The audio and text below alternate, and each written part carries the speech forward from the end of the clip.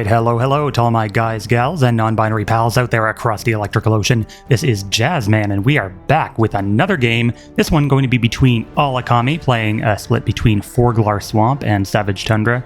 Probably playing some kind of knockback, psychic shenanigans. Boo! And then on this side, we've got Vash the Stampede, aka the HumanoidTyphoon, playing the Potato deck, which is a split between Savage Tundra and Shattered Peaks. And for those not in the know, it's called the Potato Split because of the acronym Shattered Peaks, SPUD, SPUD. And I will not stand for any heresy calling it otherwise. It is forever and always the Potato Split. So we've got Sixel the World Ender here for Alakami, and Furk Soul Thief capping that mid-font.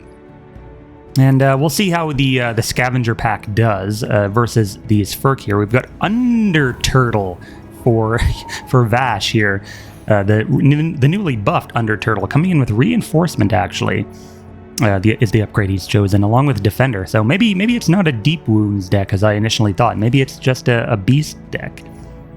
So he does give these dogs a little bit more defense. The real one is going to capture the top font, while these two just sort of hang back, and maybe he's going to send them in. I don't know. Sixel does have Defiant, but unfortunately the dogs are attack disease. So rough luck there for Alakami. Under Tortoise. I know there's technically a difference between the two. Going to Heki Crosboo, the Sixel for 12 damage. And the Scavenger Pack going to move up. This one probably going to move up as well. And Sixel will probably Flame Strike in retaliation, and then Furk Soul Thief will move up, and it'll just be a good old mosh pit mid-font battle, as games on this map tend to be. These two side fonts are usually fairly out of the way. Nothing much can really assault them. And Alakami actually deployed the Mind Caller up top. Is there I guess he's expecting a relic contest from one of these dogs.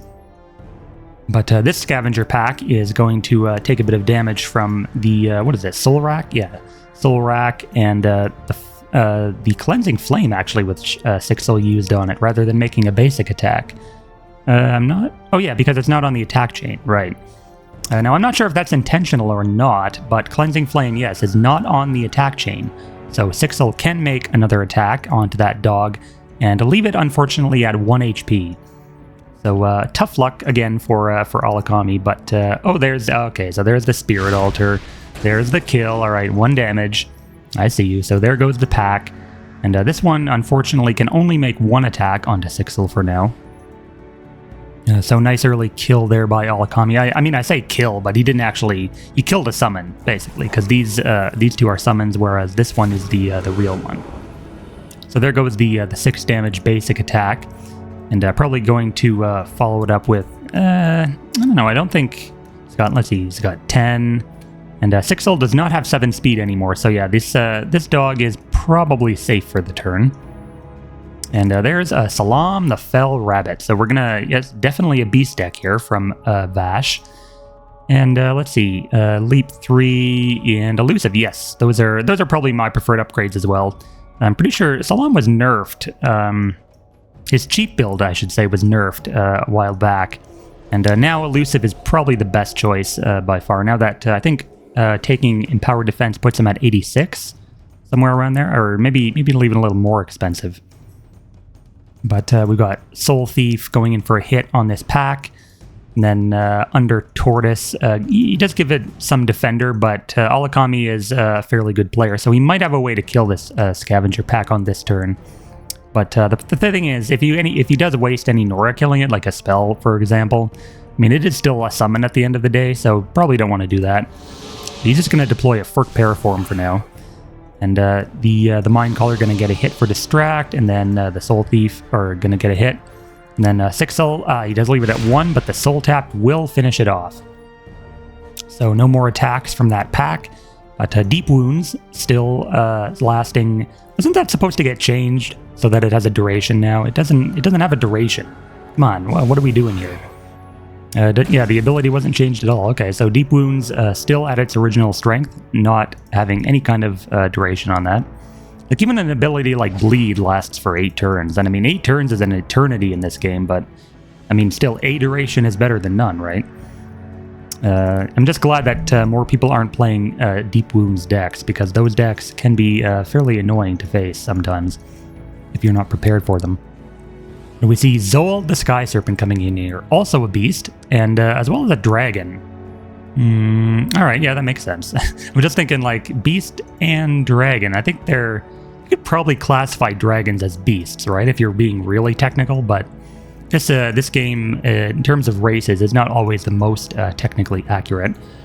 So we've got Furk Soul Thief holding down the font while Sixel does the Flame Strike onto Under Tortoise. And man, people were complaining something fierce about Under Tortoise on patch day.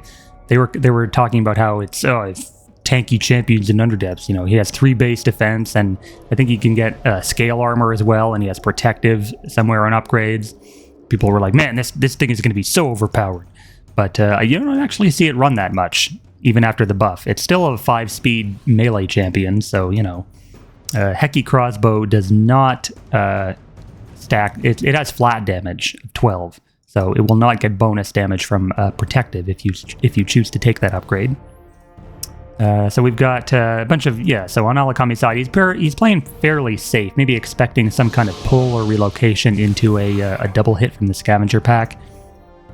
And basically just abusing his range at the moment, because beast decks are not typically known for their ranged options. They're basically like a smash, like in-your-face type of deck. They run at you, and then that's sort of all they do. But at that, they are probably fairly good. Salam the Fell Rabbit boasting Leap and a bunch of Eaters. Psychic Eater in particular, as well as Elusive, is going to be a very difficult thing for Alakami to contend with once his Sixel dies. The thing is, he has a nice other counter in Paraform. Adept Arcanist is a fairly underrated ability. Having access to multiple damage types is always useful against stuff like Void Shield, or, you know, like random immunities that are on some champions, like Cricken Wing Alpha with immunity poison, or like if you have playing against Zulos with vulnerability Sonic, for example, you could get a Sonic attack and deal more damage to him somehow. But we've got Beast Caller here for Vash, and Beast Caller is going to come in with another Grundlewolf pup with Deep Wounds. And these pups are nothing to shake a stick at. They've got detection, of course, because of course all summoned dog champions will have detection 3. And then regen 1, emulating his grown-up version with regen 3. And then, of course, Deep Wounds. So Deep Wounds on pack, Deep Wounds on the pup. And if he's running the Beast Caller, he's probably also running normal Grundlewolf, or at the very least Grundlewolf Alpha. So we can expect to see stuff like that in the near future, perhaps. We've got Furk Mimic here for Alakami, again expecting a contest from this Salam, and he's doing the right thing here, deploying the alt damage. Well, you know, the you wouldn't really call it physical alt damage, but he's deploying a physical because, you know, the Eaters and Elusive. And the Mimic he took Power Attack 3. What the hell was that sound effect? That was the Shadow Transfer sound effect, huh? I've never actually heard it before because I don't play with sound on, but that was something else. So we've got Soul Thief paralyzing the Fell Rabbit so that it can't leap in and contest. Of course, Paralyze does break on damage, so if Vash can somehow damage his own champion, that will be he will be able to get in there. Except, no, he can't, because Paralyze also saps AP at the start of each turn. So he'll only have 6 to work with. But yeah, anyway, Furk Mimic, what was I even talking about? Furk Mimic with Power Attack 3 and Tough 1 is a bit of an odd build. Usually you want to stack up on Tough rather than the additional damage of Power Attack. Because I think the most common build for him is like Power Attack 1 and then Tough 2.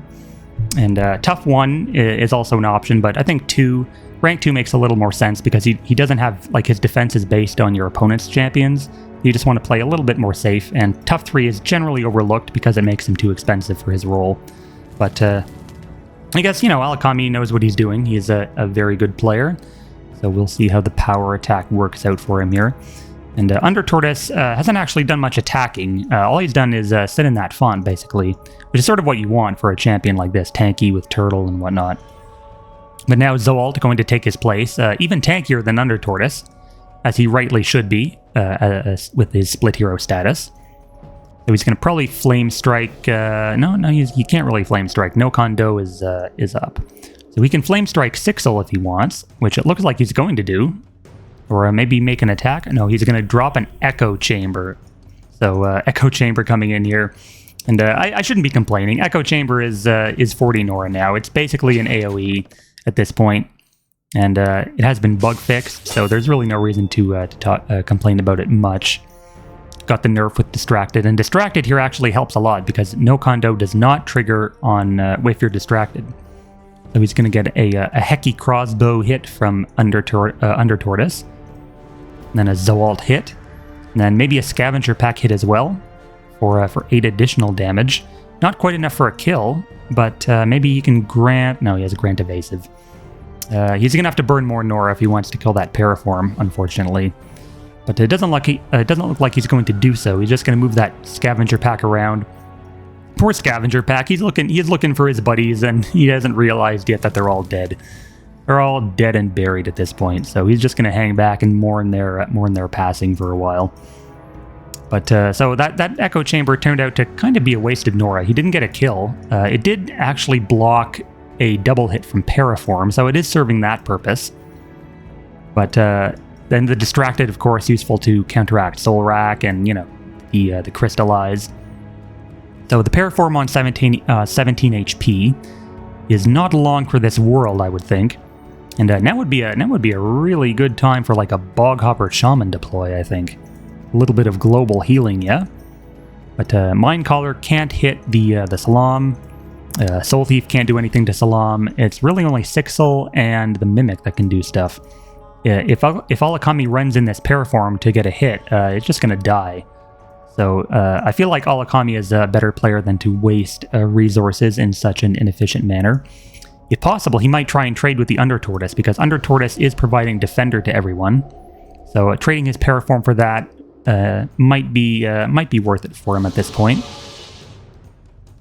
And he's actually going to hit the Echo Chamber. Interesting choice. I guess he didn't see anything better to do with his AP during this turn.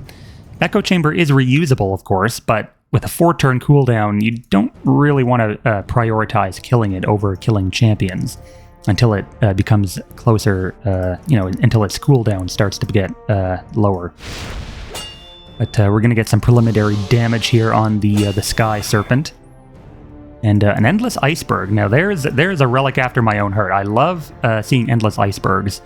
I know Ice Statue usually takes precedent over the Iceberg, because Ice Statue is, you could make an argument that Ice Statue is just better, like a better font contester than Iceberg, which it probably is, but I like Iceberg more just because it seems a lot more annoying. I don't know, there's something about a Propagate relic that just strikes me as very, very much of a nuisance to deal with. Also, it has 5 more HP. And it does create ice, the same way Ice Statue does. But, if you leave these things alone for long enough, you're going to have a bunch of, freezing or ice front relics scattered around around the map. And that's not a very fun thing to play against when you're not Savage Tundra. But it's worth noting that Alakami is not playing any Arctic champions, aside from the Argol that he just deployed. Oh yeah, and I guess Paraform has Fen teachings as well. But it seems like if I were going to pick something, I'd probably go with the Ice Statue just for that reason alone. Is that you're not going to get you're getting encumbered on your own units. Like they're going to get -1 speed from standing on the ice. But Paraform here going to take a Flame Strike from Zoalt, going to die to the burn. Of course, Alakami moved it back just so that he could gather the Nora Globe. Again, very efficient use of resources here, wanting to get as much out of that Paraform's death as possible. And then Argol, let's talk about Argol for a little bit. So Argol used to be the best champion in the game by far when he had his Chill Shard equip. That I think it granted him Perseverance as well as the current effect, which is like chilled 3 to everything that takes psychic damage. And old Argol had basically all of his upgrades on base at that time in the game. So now he's a mere shadow of his former self, but he does still put out a lot of threat range with his 6 range attack, and then he can knock back stuff. And he's pretty good. He's pretty cheap for a hero, 83 Nora. And then Ice Guard is the other upgrade that Alakami has chosen. I personally like Deflect, but I know Deflect makes him, I think 90-ish Nora, which a lot of players don't want to pay for. But it seems like that Sixel is going to take some hits here from Salam, and the Zold and the Under Tortoise are just going to bite their teeth out on that iceberg for a while. So that stealth deploy there was a Hynid Stalker from Vash. And by the way, if anyone is curious as to why I'm calling HumanoidTyphoon Vash, it's a reference to an anime called Trigun from I think the manga started in the early 90s, but the anime, they got an anime adaptation in the early 2000s as well as a remake quite recently. So very good show. Would highly recommend. But anyway, anime trivia aside, the font here is definitely under Vash's control for the moment. Alakami sort of just sitting back, getting some hits onto the Zoalt, letting that iceberg do its thing. But he's still in a pretty good position. He's got the Furk Mimic coming in here, who is very tanky with the half ST bonus as well as tough. And Zoalt here not looking so good. He's taken a bunch of fire damage from Sixel, and then Argol as well, getting some hits onto, I think Argol hit the Under Tortoise, didn't it? Zoalt takes damage. No, he's taken damage from Argol. Why does he not have the Void Shield resistances? Took psychic damage, right? No, he took frost damage from Argol, but did not gain... Oh, wait, removes all condition... Oh, yes, I see, from Cleansing Flame. My bad, I was ranting about anime and I completely missed the Cleansing Flame. So Cleansing Flame actually does remove Void Shield resistances because they are dispellable now. So anyway, yeah, so that Argol... the Zoalt is definitely going to go down here, right? He's going to take charred damage, but he has resistance 1. I think if Soul Thief... Yeah, Soul Thief is going to get 2 additional damage from Soul Tap. It should die, right? He only has Resist Fire 1, so that Chard is still going to do like 3, because it's normally 4. And then Soul Tap should finish it off from Soul Channeling, no? So there'll be a kill there for Alakami, and then Under Tortoise as well, not looking too good on half HP. So Alakami definitely in control of the game here, and there goes the Zoalt, as predicted. And we've got Salam, the Fell Rabbit. Now, Salam is sort of just being ignored at the moment because Alakami has not enough ways to damage it to get the kill. And if you can't one-round Salam, he's just going to life siphon up anyway, so you might as well just ignore it until you can. Yeah, Vash not in a good place. He's got Beast Caller in the back, but Beast Caller doesn't really do a whole lot of attacking. He's going to get a hit here from Grundlewolf Pup, and there's a price of victory actually going down for Vash. He's going all in on this Soul Thief here, but unfortunately his Under Tortoise is blocked by the Endless Iceberg. And oh yeah, another neat fact about Endless Iceberg is that Ice Eater actually basically gives it regen 1, because Ice Eater heals the target that it's on if it's on ice at the start of the turn. So it does heal relics that way, which is a neat thing to know. So Iceberg does have that over Ice Statue. So the Sixel here going to go down to the Salam, as well as a Heki Crossbow Bolt. Man, I just can't get over the misspelling. That's another old meme from the Pox Nora community that I've completely seem to have forgotten the origin of at the moment. It's an old player who used to really love Under Tortoises, but it's Soul Thief here also on low HP. And Salam could not quite get a hit because of Energy Thief. So it's unfortunate here that that Vash cannot get that kill, but he can get this Nora Globe. I mean, that's a pretty juicy globe there from Sixel. So collect that, and we've got to remember that there is a Hynid Stalker somewhere in the back. And we've also got a Fiery Ambush. Wow. So Fiery Ambush. I guess Vash was hoping that Soul Thief would die to that, but unfortunately there are so many Soul Tap champions in play at the moment that he heals up enough to save himself. But I mean, Fire Ambush does sort of ward off the Mimic, but I mean, not really, because of Tough. And I mean, he has, like, Alakami at this point doesn't really care about, 5 fire damage. Fire Ambush used to be broken as hell. It used to deal 12 damage, and this is like on release way back when Firewall dealt, like Firewall Terrain, it dealt 12 damage, and it was basically just a better version of Frigid Barrier, because you'd cast it on a font. Like, you didn't even have to control the font, and you cast it on a mid font, and the opponent was like, well, I guess I lose 18 HP on my champion just for walking into this font. And it was very annoying to play against Underdepths at that point. But we've got Soul Thief here. Now it only does 5 damage. All Firewall terrain does 5 now, and Fiery Ambush has fallen off pretty hard. But we're going to see a telekinetic thrust from Argol there, knocking Salam into the Endless Iceberg for some knockback damage. Then a Furk Executor from Alakhami. So he's going to get some bonus damage on his champions for every attack Psychic unit. And he's going to hit that Pup quite a bit, and Beast Color as well. There's another Paralyze on from the what was that Paralyze? Oh yeah, the Soul Thief had it. There's the Paralyze, a bit of extra damage.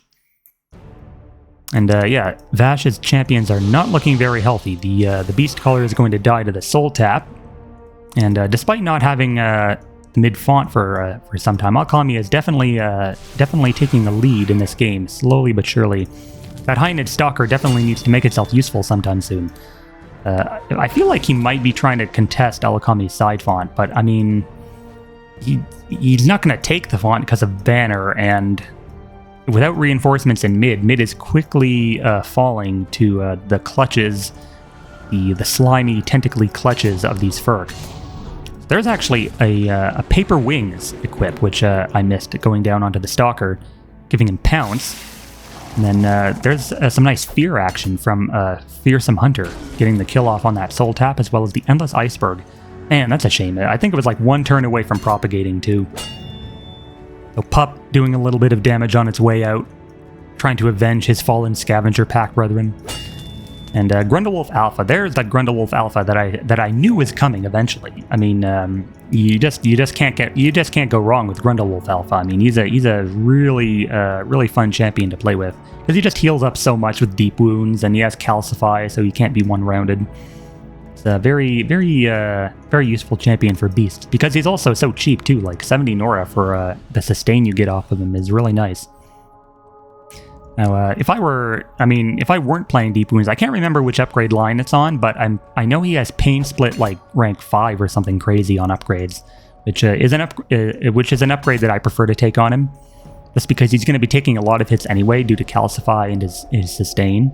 So, and in a situation like this where you're facing down a lot of ranged champions, holy Gale Force, Batman! That was a really juicy Gale Force by Alakami there. So taking out the Beast Collar and doing a crazy ton of damage to everyone else. And I think he doesn't have Cleanse. Okay, so there's Frigid Barrier, killing the Pup in the back.